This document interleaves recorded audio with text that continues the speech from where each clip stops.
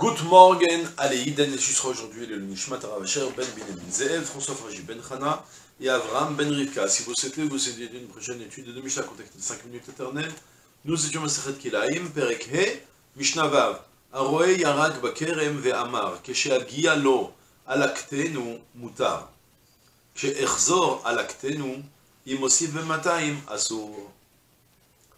Je traduis d'abord la Mishnah. Aroe Yarak Bakerem, celui qui voit un légume dans son vignoble. Il passe là, il voit de loin qu'il y a là-bas un concombre qui est en train de pousser en plein milieu des pieds de vigne. Ve'amar, Kesha Gialo Alaktenu, il a dit bon, dès que j'arrive à côté de lui, je le cueille. Je peux pas tout de suite, je suis en train occupé pour manger les mains prises, mais je vais avancer, dès que j'arrive vers lui, je le cueille tout de suite, je le reprendrai. Par contre, s'il a dit, alors là, ce légume n'a pas interdit le kérem. Par contre, s'il a dit il a dit bon, je le laisse pour le moment parce que je suis occupé, je dois partir faire mincha, je dois partir voir ma grand-mère, et dès que je reviens, je m'en occupe. Alors là, attention, im osif bemataim, si en le laissant, il a ajouté, il a grossi de 1/200 de son volume, on va expliquer plus dans les détails après comment ça se passe, mais assour, tout est devenu interdit, le légume comme les 45 pieds de vigne, comme on avait vu dans la Mishnah précédente. Soit, on est dans les kilé à kerem. Kilé à kerem, ils ont la particularité. Kilé à kerem, c'est des fruits, des légumes ou céréales que l'on plante dans un kerem, dans un vignoble. Là, c'est le seul cas de figure parmi tous les kilaim, tous les croisements, où le produit est interdit et qu'il faut le détruire. Ça a été mekadesh, comme on avait expliqué le terme. Tel tukdash, amelea, et azera, c'est devenu, c'est mekadesh, d'accord? Dans la Mishnah, on utilise le terme de mekadesh, ça rend interdit, c'est pas que ça devient kadosh, ça devient interdit comme ce qui est kadosh, c'est interdit, comme ce qui est sacré, t'as pas le droit de toucher, ça aussi c'est interdit. Alors maintenant, la Mishnah vient m'apprendre plusieurs données importantes, en même temps. Tout d'abord, j'ai pas planté activement ce concombre dans mon champ, je sais pas d'où il est sorti. Peut-être qu'il y a 15 ans, quelqu'un il a mangé un bout de concombre là-bas, il est en train de manger de concombre, il y a un bout de concombre qui est tombé dans la terre, il n'a pas donné de fruits, et puis après il s'est mis à fleurir, allez savoir comment ça peut se passer, une graine qui est tombée, je sais pas pourquoi, mais en tout cas ça s'est mis à pousser tout seul. Alors maintenant, j'ai pas transgressé l'interdit de planter des kilaïm, mais à partir du moment où je sais que j'ai des kilaïm dans mon champ, je n'ai pas le droit de les maintenir. Parce que mes kayem bekilaïm, celui qui maintient les kilaïm, qu'il veut les laisser, alors il interdit aussi son champ. Ça c'est le Mekayem Bekilaïm. Maintenant, pour être Mekayem Bekilaïm, alors la Mishnah vient m'enseigner une donnée très importante. Elle me dit, c'est pas la peine de devenir fou, dès que tu le vois, tu dois courir, tu dois te pousser et tout. Calmement, tu vas te diriger vers lui, comme un être humain normal.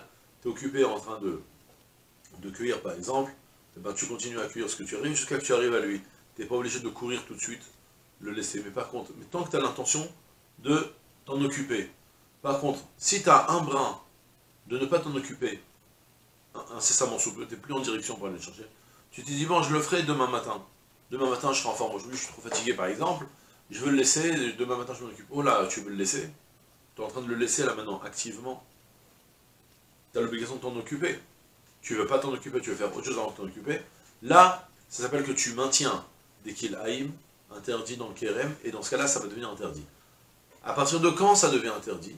Quand ça rajoute 1/200 du volume. Alors maintenant, comment est-ce qu'on calcule 1/200 du volume? Ouais, ça c'est compliqué quoi. Et comment, je sais pas, il faudrait aller voir la NASA, est-ce qu'ils n'ont pas des outils spéciaux pour faire des calculs pareils? Comment on peut calculer? Alors le Barthénois nous apporte un moyen de calcul relativement simple et très original, c'est très original à mon avis. Mais tu prends un légume, tu le laisses maintenant à l'air, et tu vois en combien de temps il va sécher. À titre d'exemple, il va prendre 100 heures pour... Ouais, tu prends ton concombre, par exemple, mets-le à sécher maintenant à l'air. Il va prendre 100 heures pour sécher. D'accord? À titre d'exemple, il va devenir tout flétri au bout de 100 heures. Ça signifie que le concombre, en 100 heures, il a perdu tout son volume, il a perdu toute sa croûte, toute son humidité. 100 heures pour toute son humidité. Donc, chaque demi-heure, ça a été un peu plus d'humidité perdue, et encore un peu plus d'humidité perdue. Donc du coup, ça va faire qu'une demi-heure pour perdre la route, son humidité. Dans ce cas-là, on déduit aussi de là que chaque demi-heure, il va prendre un petit peu plus d'humidité. Et donc, ça s'appelle qu'en une demi-heure, il a pris 1/200 de son volume.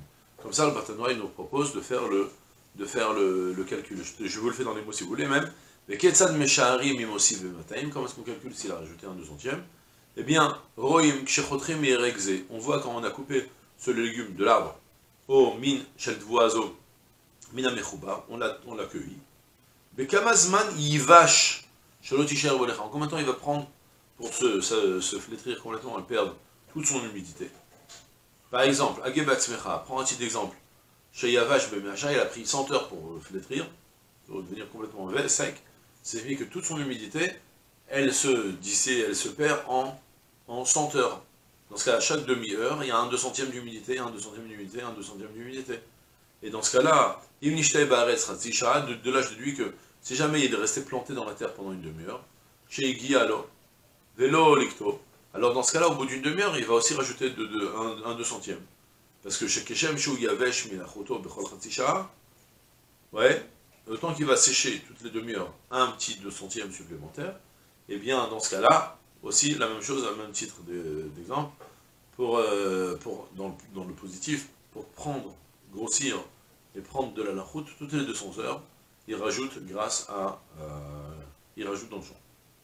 Toutes les 200 heures, toutes les 100 heures, il rajoute tout son volume, et dans ce cas-là, en une demi-heure, il rajoute un 200e de ça. D'accord? C'est le calcul qui nous propose le Barthénois. Donc, combien de notions on a appris? On a appris dans cette Mishnah la notion de Mekayem Bekilaim, celui qui va maintenir le Kilaim, ça va l'interdire, à condition qu'il le maintient et qu'il n'a pas d'intention d'aller le cueillir tout de suite. Mais dès qu'il a une intention d'aller le cueillir tout de suite, juste il est en train de finir ce qu'il est là tout de suite pour aller dans cette direction, dans ce cas-là, ça n'interdit pas. Et on a aussi appris la notion que ça rajoute jusqu'à 1/200 du volume, on a expliqué comment le volume se calcule. Voilà, c'est tout pour aujourd'hui, je vous remercie de la tout ça.